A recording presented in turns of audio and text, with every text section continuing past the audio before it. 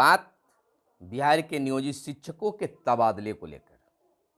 लगातार करीब 3 सालों से बिहार के नियोजित शिक्षकों के लिए तबादला को लेकर संभावना संभावना संभावना बताई जा रही है। एक बार फिर सरकार की ओर से संभावना जताई गई है कि अब हर हाल में बिहार के नियोजित शिक्षकों का तबादला होगा।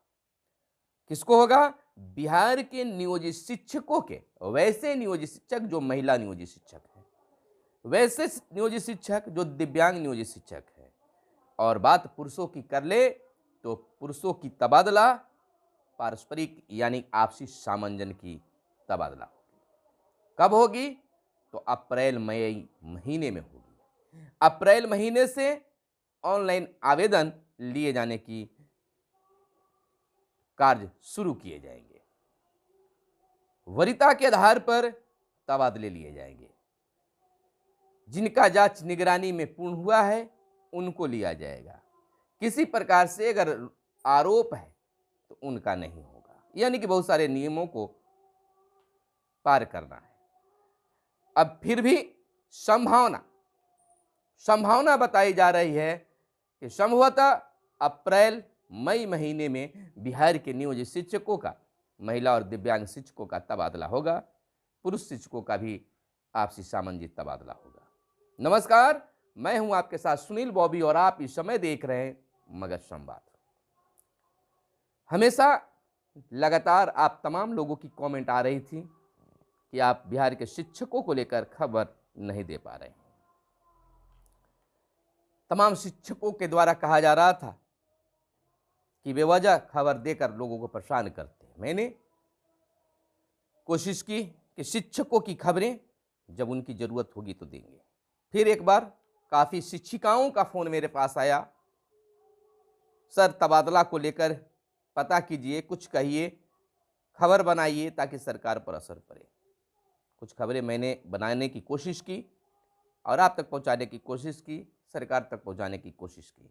एक बार फिर से बिहार के शिक्षा विभाग की ओर से खबरें निकलकर सामने आ रही है कि अब बिहार के नियोजित शिक्षकों का तबादला होगा।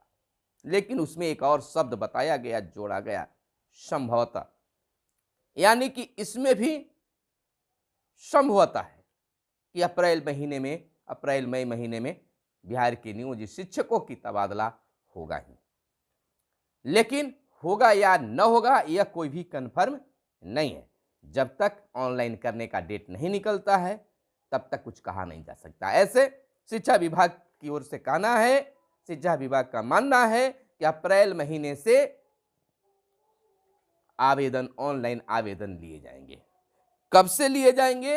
अप्रैल महीने के प्रथम सप्ताह, दूसरे सप्ताह, तीसरे सप्ताह, कब लिए जाएंगे इसकी कोई तिथि निर्धारित नहीं की गई। फिर भी आस पर दुनिया टिकी हुई है। एक बार फिर से बिहार के महिला दिव्यांग नियोजित शिक्षकों के लिए आस जगी है। सरकार के शिक्षा विभाग के द्वारा कहा गया था, शिक्षा मंत्री ने भी कहा था कि जब तक शिक्षकों का बहाली नहीं हो जाता है, शिक्षक बहाली नहीं हो जाता है, तब तक नहीं हो पाएगा। लेकिन बहुत सारे कंडीशन लगाने के बाद एक बार फिर से तबादला स्थानांतरण को लेकर पहल की जा रही है। ऐसे मैं बता दूं कि बिहार के विभिन्न नियोजित शिक्षक संगठनों के द्वारा भी शिक्षकों के स्थानांतरण की मांग उठाई गई, आवाज भी उठाया जा रहा है। यह कहना कोई गलत नहीं होगा कि आज भी बिहार के कई ऐसे नियोजित शिक्षक शिक्षिका हैं जो अपने घर से काफी दूर हैं और उनकी जिंदगी काफी परेशानियों के बीच से गुजर रही है। वह लगातार मांग कर रहे हैं कि हमें तबादला दो, तबादला दो, तबादला दो, लेकिन सुनने वाला शायद कोई नहीं है। अब हो जाए तब माना जा सकता है कि तबादला हो गया। यानी कि यूं कहा जाए, अगर शिक्षकों की अगर जो जुबानी बात है, उनकी जुबान के अनुसार कहें, उनकी बातों के अनुसार कहें, तो उनका मानना है कि बिहार के नियोजित शिक्षकों का दर्द सरकार सुनने वाली नहीं है, नहीं सुन पा रही है, कोई सुनने वाला नहीं है। किस प्रकार से हमारी जिंदगी गुजर रही है, सरकार इसको नजरअंदाज करते आ रही है। खासकर महिला नियोजित शिक्षकों का यह एक बात है कि हमारी समस्याओं को भी कम से कम सुना जाए। हमारी पारिवारिक जो स्थिति है बिल्कुल डगमगाता दिख रहा है, संबंध विच्छेद होता दिख रहा है, संबंधों में कटुता नजर आ रही है। लगातार वे आवाज हमारे चैनल के भी माध्यम से अन्य साधनों से भी उठाते आ रहे हैं, उठा रही हैं, लेकिन अब तक सरकार इस ओर ध्यान आकर्षित नहीं हुई है। हालांकि बीच में पहल किया गया, लेकिन कोरोना काल, कभी पंचायत चुनाव, कभी कुछ, इसके चलते टलते गया। अब तो हमें लगता है कि अब तो कुछ नहीं है, सरकार चाहे तो चुनाव तबादला कर सकती है। अगर सब कुछ ठीक ठाक रहा तो अप्रैल मई महीने में नियोजित शिक्षकों का तबादला को लेकर पहल शुरू कर दिया जाएगा और उम्मीद जताई जा रही है कि तमाम कार्यों को गर्मी की छुट्टी में तय कर लिया जाएगा और गर्मी छुट्टी बाद शिक्षक जो हैं अपने नए विद्यालय में रहेंगे। फिर भी आस रखिए, निश्चिंत मत होइए, क्योंकि संभावना है बंधु।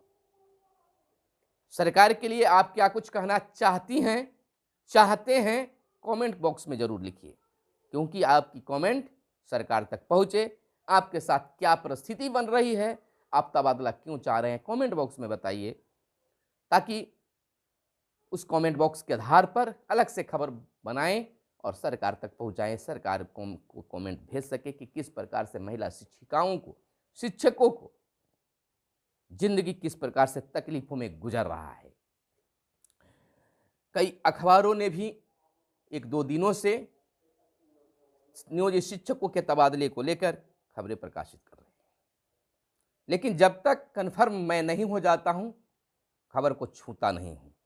लेकिन अब यह निश्चिंता लगने लगी है कि बिहार के नियोजित शिक्षकों का तबादला होकर ही रहेगा।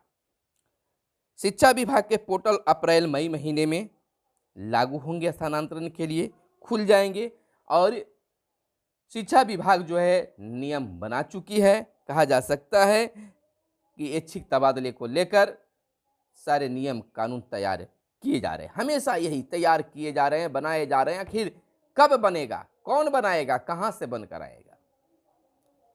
कहीं ऐसा तो नहीं कि नियोजित शिक्षकों की तबादला विदेश से नियम बनकर आ रहा हो।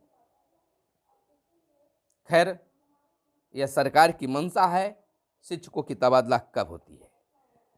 बिहार में नियोजित शिक्षकों के ऐच्छिक तबादले का कहा जा रहा है कि रास्ता बिल्कुल साफ हो गया है। नगर विकास विभाग और पंचायती राज विभाग के आपसी सहमति के बाद शिक्षा विभाग ने महिला और दिव्यांग शिक्षकों की रिक्ति के आधार पर तबादले तथा पुरुष शिक्षकों को पारस्परिक स्थानांतरण को लेकर एक गाइडलाइन तैयार किया है। दोनों के लिए गाइडलाइन तैयार किया गया है। अप्रैल मई महीने में ऐच्छिक तबादले के लिए शिक्षकों से ऑनलाइन आवेदन लिए जा सकते हैं, यानी लिए जाने की संभावना है। दिव्यांग व महिला शिक्षकों को ऐच्छिक तबादले की सुविधा पूरे जीवन मैंने सेवा काल कह सकते हैं, सेवा काल में सिर्फ एक बार ही मिलेगी। आप महिला हैं या दिव्यांग हैं, तबादला आप चाहती हैं तो आपको पूरे सेवा काल में या एक बार ही ऐच्छिक तबादले का लाभ मिल पाएगा। हालांकि इसको आप स्वीकार भी करते हैं कि अरे एक ही बार सही करिए तो पहले। पारस्परिक तबादले की अगर बात कर ले तो पारस्परिक तबादले में पुरुष शिक्षक भी यह सुविधा एक बार ही ले सकते हैं। जिन शिक्षकों के प्रमाण पत्र निगरानी ब्यूरो या फिर विभाग के सक्षम पदाधिकारी की जांच में सही पाए गए हैं, उनसे ही ऑनलाइन आवेदन लिए जाएंगे। अगर आपकी जांच निगरानी में चल रही है या कोई पदाधिकारी जांच कर रहा है किसी बात को लेकर, अगर उसमें सही आप जब तक नहीं पाए जाते हैं तब तक आप ऑनलाइन आवेदन नहीं कर सकते हैं, नहीं कर सकती हैं। वरीयता क्रम में ही तबादले की कार्यवाही होगी। अगर जो तबादले का सूची तैयार होगा तो सबसे पहले वरीय शिक्षक शिक्षिकाओं को ही अवसर मिल पाएगा। यहाँ भी आप लटक रहे हैं। अगर आप जूनियर हैं, नए बहाल हुए हैं, तो आपकी तबादला नहीं हो पाएगा। जिलेवार, नियोजन इकाईवार, विषयवार एवं कोटिवार रिक्त पदों की सूचना अपलोड की जाएगी। वैसे दिव्यांग व महिला शिक्षक, पुरुष शिक्षक या लाइब्रेरियन जिनकी सेवा 3 साल या उससे अधिक होगी, वे ही ऑनलाइन आवेदन करेंगे। यानी कि कम से कम 3 साल से ज़्यादा आपका सेवा काल हो गया हो, तो वैसे शिक्षक ही आवेदन करेंगे। दोषी या निलंबित करार दिए गए शिक्षक आवेदन के योग्य नहीं होंगे। अगर आप किसी चीज में दोषी पाए गए हैं तो आप स्थानांतरण यानी तबादले को लेकर आवेदन नहीं कर सकते हैं, नहीं कर सकती हैं। तो आप समझ सकते हैं कि अभी भी क्या कन्फ्यूजन है, क्या सही है, क्या गलत है। आपकी तबादला अप्रैल मई महीने में निश्चित होगा या नहीं होगा, यह कहने की बात नहीं है। लेकिन हार नहीं मानना है, उम्मीद पर ही दुनिया टिकी हुई है। आप उम्मीद रखिए, निश्चित आज नहीं तो कल तबादला तो होगा ही, और आप खुश रहिएगा, क्योंकि खुश रहना ही एक बेहतर जिंदगी होता है। तो निश्चित तौर पर तमाम शिक्षक भाइयों, शिक्षिकाओं, बहनों से आग्रह है कि आप कमेंट बॉक्स में अपनी कलम की ताकत जरूर दिखलाइए। कमेंट बॉक्स में अपनी समस्या से जरूर सरकार को रूबरू कराइए, और मैं उस आपकी समस्या को वीडियो के माध्यम से, खबरों के माध्यम से उठाने का प्रयास करेंगे। तो अभी तुरंत इस वीडियो के नीचे ही कमेंट बॉक्स में अपनी तमाम समस्या को लिखिए, कहाँ से है, क्या है। अगर नाम भी देना चाहते हैं तो अपना नाम भी दीजिए। आपके नाम पता के साथ में आपकी समस्या से सरकार को रूबरू कराएंगे। उम्मीद लगाइए, उम्मीद पर ही दुनिया टिकी है। आपकी तबादला होगी। अब ऑनलाइन का डेट कब निकलता है जरूर बताएंगे, निकलेगा तो। लेकिन बहुत सारी धार्मिक खबरें भी आप तक पहुंचाई जाती है। कहा जाता है कि उसकी तिथि निर्धारित कर दी गई है, तमाम चीज बताई जाती है। तो उस भ्रम में नहीं पड़े, सच्चाई को जाने। हमारे साथ आप जुड़े रहिए, हम सच की खबरों को लेकर सामने आते हैं, कोई धार्मिक खबर फैलाने की कोशिश नहीं होती है।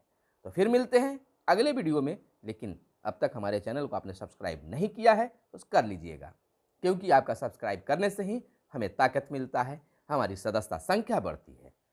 फिर दीजिए इजाज़त, मिलते हैं अगले वीडियो में आपके लिए नई खुशखबरी लेकर। धन्यवाद। जय हिंद, जय भारत, वंदे मातरम।